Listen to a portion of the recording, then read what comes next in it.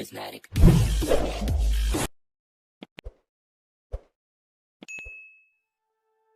Habari mwanamichezo, jina langu ni Tumaini Sekadodo na hii ni Maira Online TV, mahali ambapo tunakuletea taarifa zote za michezo kwa ukweli na kwa kina. Usisahau kusubscribe, kulike, kushare na kucomment ili uweze kupata update zote kutoka hapa Maira Online TV. Shirikisho la mpira wa miguu Afrika CAF linajiandaa kumsimamisha kocha wa timu ya taifa ya Senegal Pape Thiaw kwa muda mrefu kufuatia utovu wa nidhamu uliotokea katika mchezo wa hivi karibuni. Thiaw anakabiliwa na rungu hilo baada ya kufanya uamuzi wa utata wa kuiondoa timu yake uwanjani, kitendo ambacho ni kinyume na kanuni za taratibu za mashindano za kimataifa.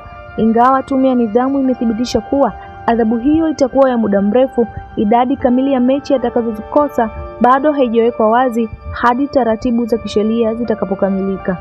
Tukio hilo limezua mjadala mpana katika soka la Afrika, likija wakati ambapo CAF chini ya uongozi wa Dr. Patrice Motsepe imekuwa ikisisitiza kuimarisha nidhamu na kufuata kanuni kwa mataifa yote ya wanachama.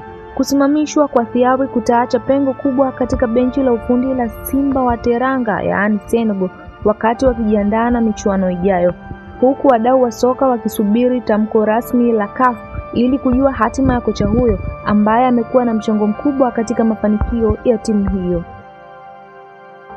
Kwa sasa mjadala unaendelea huku mashabiki na wadau wa soka wakisubiri kwa hamu uamuzi wa mwisho kuhusu hatima ya kocha Pape Thiaw.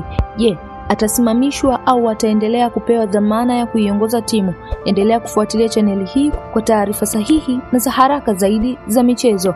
Usisahau kupenda, kushare na kusubscribe. Mimi ni Tumaini Sekadodo kutoka Maira TV. Prismatic.